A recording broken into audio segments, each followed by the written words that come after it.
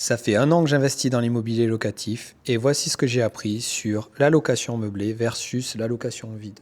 Alors, après mes premières recherches pour me lancer dans l'immobilier, très rapidement, j'ai été séduit par la location meublée, puisque vous bénéficiez du statut de loueur meublé non professionnel qui vous permet de faire passer quasiment tous vos frais, les frais de banque, les frais de notaire, tous les frais de travaux, etc., d'en faire du déficit, ce qui vous permet de mettre votre bénéfice à zéro, finalement, comme quand vous avez une entreprise, et d'avoir potentiellement 0 € d'impôts ou des impôts très faibles pendant quelques années.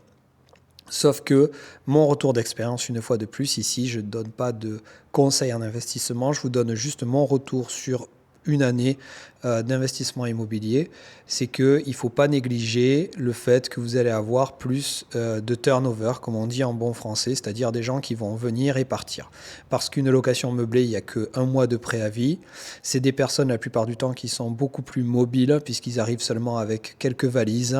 Ils s'installent dans un appartement où le lit est déjà prêt, la cuisine est déjà toute fournie, les meubles sont déjà là, donc beaucoup plus de facilité à bouger et de manière générale, c'est des gens qui sont beaucoup plus mobiles. Donc sur une année, j'ai par exemple sur un de mes immeubles quasiment tous les appartements qui ont fait un turnover. Turnover, ça veut dire que donc les gens vont partir. Quand les gens partent, c'est pas forcément le problème. Le problème, c'est quand les gens, on doit retrouver des gens pour les remplacer. Là, si vous faites appel à une agence comme moi, étant donné que je suis expatrié et que je n'ai pas la possibilité de me dédier même un temps partiel à la gestion de mon immobilier, il va falloir payer les frais de mise en location, les frais d'état des lieux. Et donc tout cela, ça a un coût qui va rogner sur votre bénéfice finalement et qui n'est pas négligeable. Donc c'est quelque chose à prendre en compte et à étudier dans votre business plan. Voilà, j'espère que ce retour d'expérience vous aura aidé. En tout cas, n'oubliez pas, la plus grosse erreur, c'est de ne rien faire, surtout par nos jours.